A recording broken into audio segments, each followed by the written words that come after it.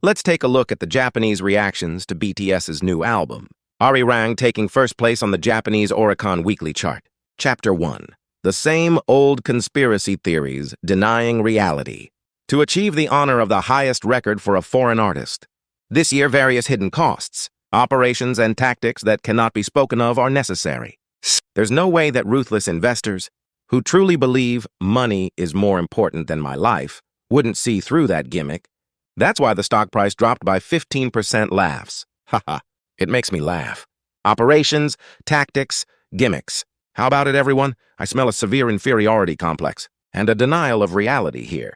It's not just South Korea, nor are they targeting only Japan. Why would a global artist selling albums worldwide have the luxury to use secret operations and a volume offensive just to top one single Japanese chart? It goes like this. When faced with an incomprehensible success, or South Korea's overwhelming achievements that they refuse to acknowledge, they immediately bring out conspiracy theories. Instead of fact-checking, analyzing why the opponent is strong, and reflecting on why we fell behind, they resort to the coping mechanism of shouting, "That's all fake, manipulated with money."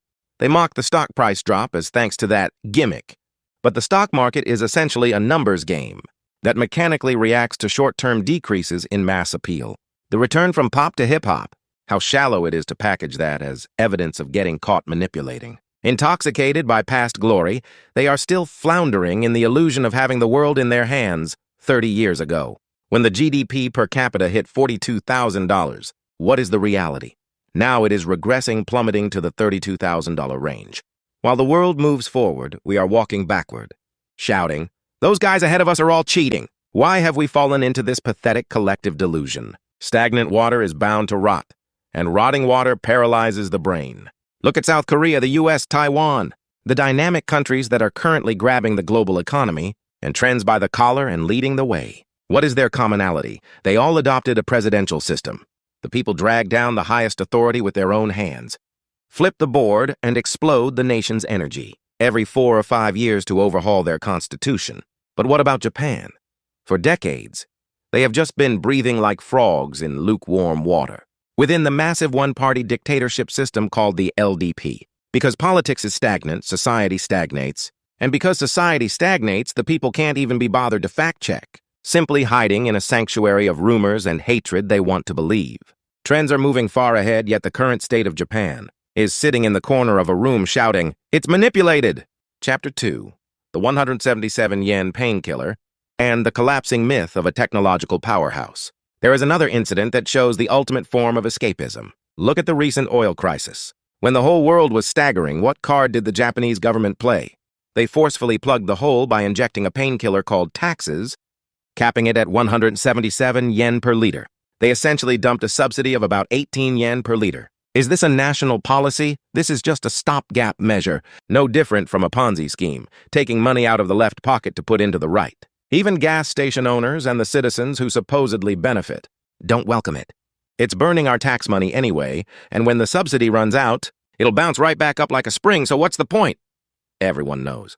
It's always a self-destructive policy, a makeshift prescription desperate to cover up the immediate numbers. Yet, when elections come, they habitually vote for that party again.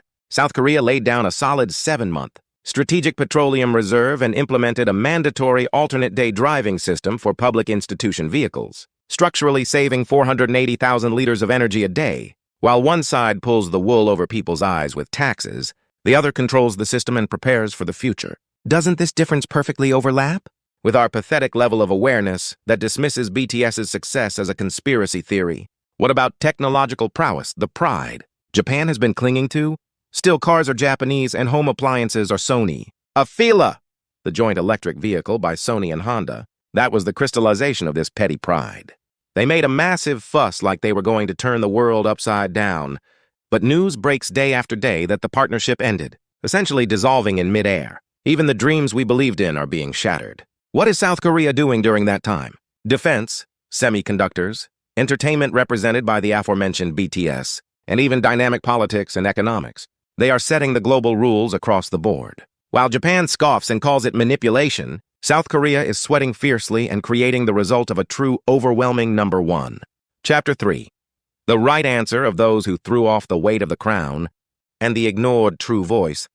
From their perspective, I think the era of gaining popularity with catchy songs or tracks, accompanied by intense choreography, is over. It might be disappointing or unappealing to those who want them to remain as they were in their youth forever, but I accepted that this was their own right answer. That's right. This netizen saw it accurately. The public is cruel. They want to permanently stuff and mount the artist in the era they enjoyed the most in their most easily consumable form. The pop and slick suits from the Dynamite or Butter days. The melodies that were easy for the whole world to sing along to. That was sweet candy to the public, but for the artists themselves, it must have been an unstable crown that could melt away at any moment. I know why this album is getting complaints.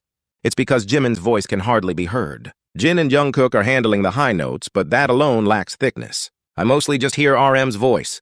Wasn't it because of Jimin's voice that BTS became such big stars? This very complaint is, paradoxically, the perfect review that most sharply dissects the essence and skeleton of this album, Arirang. Jimin's piercingly delicate and captivating. High notes were the symbol of mass appeal and the sharpest weapon used when BTS broke down the doors of the global pop market. On the contrary, what is RM's low and heavy rap? That's hip-hop. It is the very root flowing in their veins when they first burst out of the world's back alleys under the name Bangtan Sonyeondan, intentionally cutting back on pop-style high notes and explosively increasing the proportion of rap in this album is a declaration that they deliberately chipped away at their mass appeal. We were originally boys from the back alleys who spat out our struggles over heavy, sometimes grim beats like this.